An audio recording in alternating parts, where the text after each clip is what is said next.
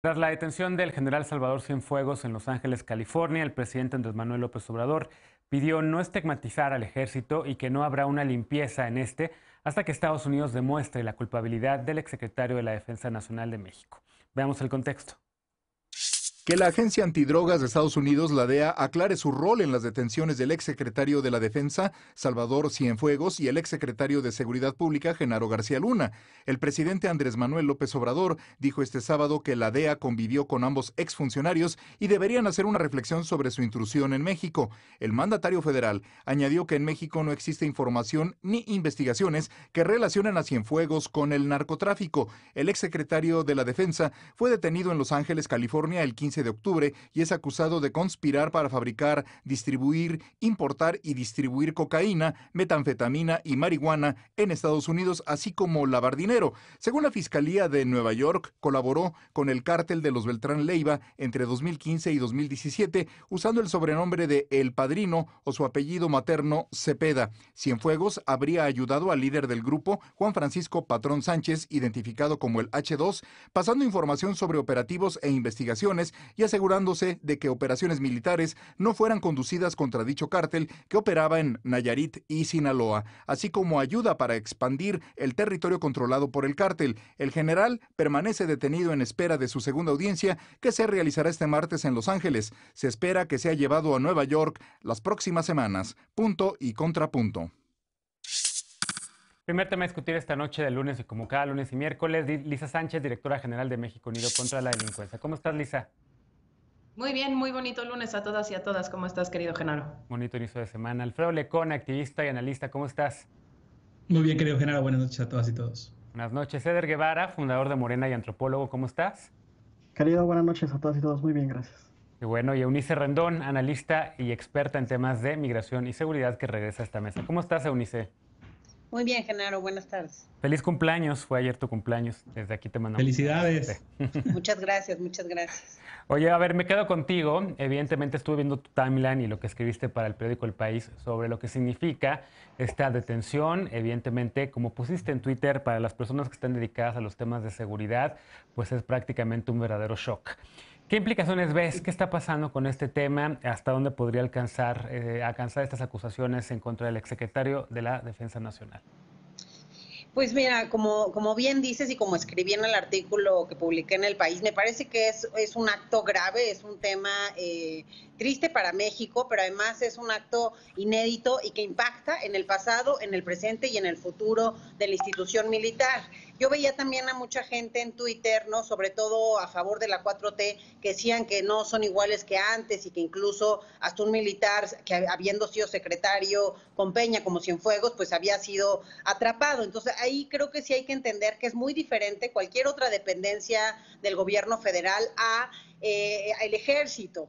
Finalmente la Sedena fue creada desde el 1913, recordemos también que históricamente viene tras el golpe de Estado y el magnicidio perpetrado por Victoriano Huerta en contra de Madero. Entonces el ejército mexicano, a diferencia de lo ocurrido incluso en otros países de Latinoamérica, ha gozado de altos índices de aprobación, que lo vemos en las encuestas del INEGI, ¿no? El 90% de la población confía en las Fuerzas Armadas, incluso en la encuesta que se publica hoy del ENSU vemos altos índices de aprobación del ejército. Y bueno, al final del día dos cosas son importantes de entender de esta institución, que las personas van creciendo y se va respetando el rango y la trayectoria, es decir, cuenta tu rango y cuenta también el tiempo que has estado en la institución. Por eso es que veíamos que el propio general Cienfuegos pues cuenta con una larga trayectoria ahí en el ejército, ha tenido diferentes cargos y esto significa que mucha gente pues ha trabajado bajo su mandato. Entonces vamos a ver, ahorita se tendría que probar esas acusaciones, son muy graves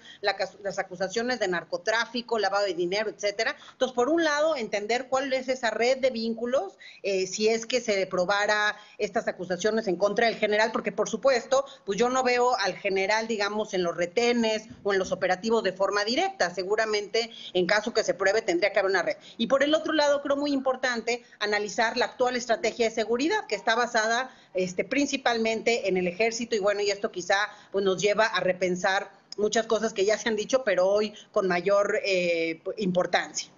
¿Cómo lo ves, Alfredo? ¿Algo que quieras agregar a lo que dice UNICE? Evidentemente sí es un golpe muy duro a la moral también del ejército mexicano, pero también, por supuesto, creo que toca el tema de la guerra, el paradigma de la guerra contra las drogas. Sí, creo que lamentablemente no estamos teniendo como país la discusión que deberíamos tener, porque detrás de acusaciones y cargos de narcotráfico y lavado de dinero, o sea, parecería que todo es una operación monetaria, ¿no? Para enriquecerse al permitir o al aliarse o al conspirar con un cártel o con banda o con gente del crimen organizado. Pero el lado más cruel de la guerra, pues son las graves violaciones de derechos humanos. Y es por eso a mí que me sorprende, o se me hace, ya no me sorprende realmente de este gobierno, pero sí se me hace realmente ofensivo que el presidente de la República, mientras dice suave y tibiamente que va a haber una depuración del ejército, lo que después procede a decir es que aquí no hay investigaciones y que no se va a investigar hasta que avancen las de Estados Unidos. Bueno, ¿quién es el presidente de la República? ¿Quién es Andrés Manuel López Obrador para decirnos esto? Porque se está instalando mucho este concepto, esta idea de que él tiene el control de la justicia, de los procesos de justicia en el país, cuando no es cierto. Él no tendría nada que ver, no tendría ni por qué saber que no hay investigaciones, porque la Fiscalía General de la República supuestamente es autónoma. Para mí esta respuesta de Andrés Manuel López Obrador es lo más claro para darnos cuenta, lo que más claridad nos da, de que la Fiscalía General de la República no es autónoma ni tiene el mínimo interés de, con los indicios que están en Estados Unidos, bueno, ¿qué más indicios quieren? Empezar una investigación o investigaciones propias en nuestro país. Desde luego que es sumamente importante lo que dice UNICE de inscribir esta detención en un proceso en el cual se está profundizando la militarización, tanto que esta semana podría quedar aprobada la militarización de los puertos de la que hablamos la semana pasada. Y por último, pues la relación de México-Estados Unidos y en esta cooperación pues, histórica que han tenido para el combate de las drogas. El presidente de Estados Unidos, Donald Trump, y las agencias saben perfectamente lo mucho que el presidente López Obrador se está apoyando en las Fuerzas Armadas para darles funciones que no les corresponden. Y saben que un golpe así a un gobierno así de militarista pues representa o va a tener repercusiones que pues todavía no se pueden ver qué tan lejanas o qué tan duras van a hacer y de verdad, por eso también creo que cabe esta posibilidad de pues el presidente sí sabía, no sabía. Pasa a ser irrelevante en el momento en el que lo que nos tocaría hacer, que es investigar la guerra contra el narcotráfico, las graves violaciones a derechos humanos que se cometieron en estos 14 años que se cumplen en diciembre de guerra contra las drogas, se investiguen y lamentablemente no se está haciendo.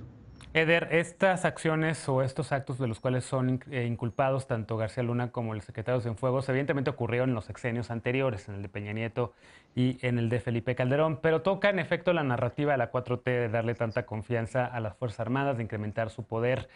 ¿Qué dirías ahora después de saber de la captura del general Cienfuegos? ¿Va esto directo en contra de esa narrativa de que solamente se puede confiar en el ejército, de incrementar su poder, de militarizar más al país?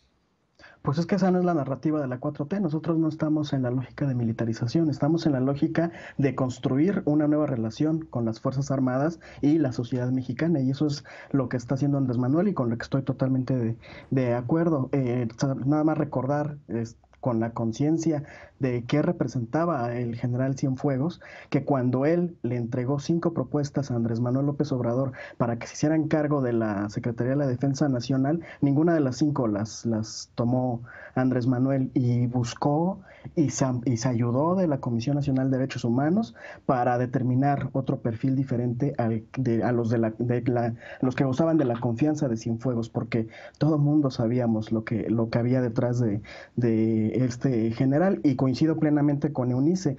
Hay que tener muy claro lo que representan las Fuerzas Armadas históricamente y en el contexto actual. No porque haya un comandante, un general, en este caso de las Fuerzas Armadas, que haya estado involucrado tan fuertemente presuntamente en la distribución de droga con uno de los cárteles, como también en su momento el secretario de Seguridad Pública, no significa que todas las Fuerzas Armadas estén. Sí creo que se tendrá que hacer investigación investigaciones muy a fondo para saber quiénes sí estuvieron involucrados, de qué manera, si fueron obligados, si solamente se hicieron uso de la disciplina militar. Sin embargo, Andrés Manuel López Obrador, que ante todo es un político que tiene muy claro cómo guardar equilibrios y cómo hacer que haya gobernabilidad en el país, por supuesto que no se va a ir en contra de las Fuerzas Armadas, está siendo muy prudente, está esperando los tiempos, y sobre los tiempos me gustaría también señalar que si estas investigaciones no son actuales,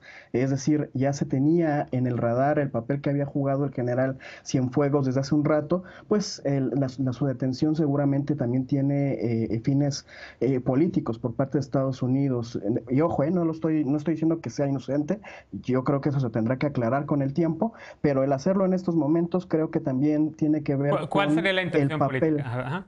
Yo creo que en el fondo también está el cuestionamiento del papel que jugó el gobierno de Barack Obama, específicamente Joe Biden, en la relación con estos personajes que ahora están imputados. Entonces, ahí habrá que darle seguimiento con atención. Y yo sí me pregunto cuál era la relación de ellos o de Hillary Clinton con estos dos personajes que ahora están presos en Estados Unidos. Bien.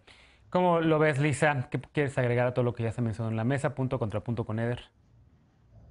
Bueno, yo creo que hay tres cosas interesantes, ¿no? Uno es el contexto de la detención misma y las implicaciones que la detención tiene, tanto para las relaciones cívico-militares como para el ánimo de las Fuerzas Armadas, como Eunice y tú ya lo mencionaron.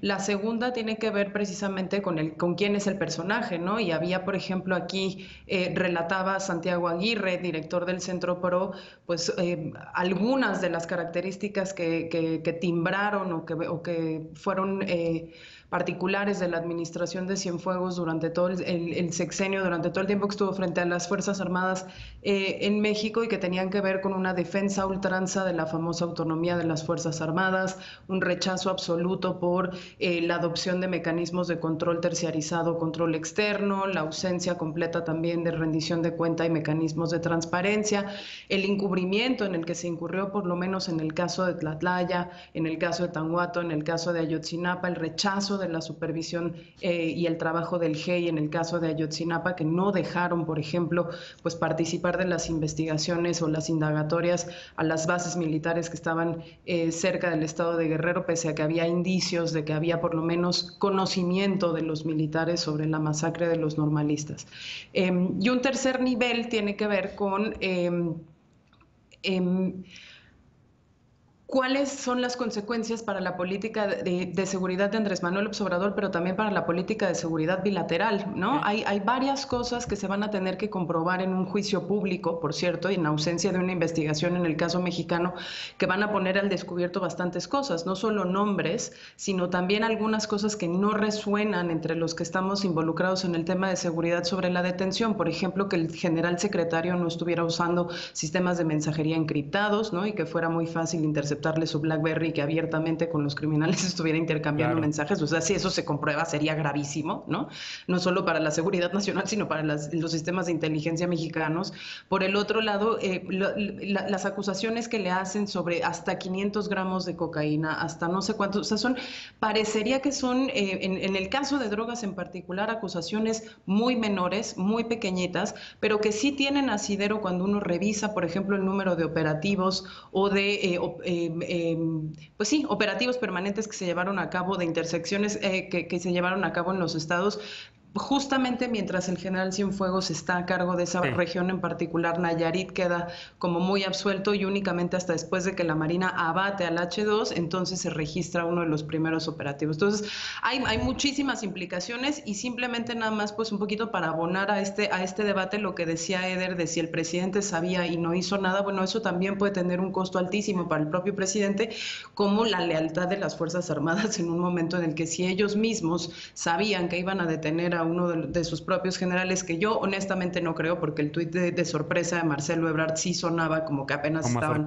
enterando, pues puede tener un impacto terrible para la psique de las Fuerzas Armadas. Finalmente, levantaste la mano, Lecona. Sí, Sí, solo para aclarar algunas cosas, porque se dice mucho de esta construcción de una nueva relación, reorientación, le dicen ellos, de las funciones de las Fuerzas Armadas en funciones que no les corresponden, no funciones que no son las originarias. La Comisión Mexicana de Promoción y Defensa de Derechos Humanos le presentó al presidente el 15 de marzo del año pasado una carta con un informe donde se da cuenta de 920 víctimas de crímenes de tortura, asesinatos y desaparición forzada a manos de las Fuerzas Armadas. ¿Qué ha hecho el gobierno de López Obrador para distinguirse de otros gobiernos? ¿Dónde están las investigaciones por las atrocidades que se han cometido ya en su sexenio? ¿Cómo se puede afirmar que se está tratando de cambiar la relación entre las Fuerzas Armadas y la población si no empiezan con lo mínimo, con la transparencia? No solo eso, el acuerdo militarista del que vamos a hablar en el siguiente bloque le dio manga ancha a las Fuerzas Armadas para mantenerse en esa opacidad y manteniendo impunes a sus generales y manteniendo impunes a sus mandos. Es absolutamente falso, es lo mismo. Calderón, en sus sueños más salvajes, jamás hubiera pensado lograr lo que López Obrador está logrando con las Fuerzas Armadas. Voy a tomar 30 segundos de este bloque para una respuesta de Eder y después regresamos para hablar del acuerdo militarista y podemos continuar esta conversación. Pero rápidamente, Eder, como contrapunto. Sí. Rápido, es muy claro, hay temas en donde yo coincido plenamente con el planteamiento de la transparencia, la rendición de cuentas, pero también es muy claro que el ejército mexicano, las Fuerzas Armadas, están coadyuvando con el gobierno de México para tareas que no se estaban haciendo en otros momentos. Todo el tema de la reconstrucción de este país, la reconversión hospitalaria, todas las tareas que Andrés Manuel López Obrador les está asignando en consenso con ellos para salir de tareas de seguridad pública, ahí hay un acuerdo distinto del papel que pueden jugar las Fuerzas Armadas con su disciplina, con su profesionalismo, con su preparación y con el compromiso que tienen con el titular del Ejecutivo Federal históricamente y por ley. Ahí hay un acuerdo muy concreto. Ahorita vamos a hablar del tema de la transparencia, pero sí hay un proyecto muy diferente de relación con las Fuerzas Armadas. Bueno, regresamos justo después de la pausa para seguir discutiendo este tema, porque la Organización México Unido contra la Delincuencia obtuvo un amparo contra las facultades de las Fuerzas Armadas para hacer labores de seguridad pública. ¿Qué significa esto? Realmente es un nuevo replanteamiento de las relaciones cívico-militares en México. Regresamos con las opiniones de los panelistas, no te vayas.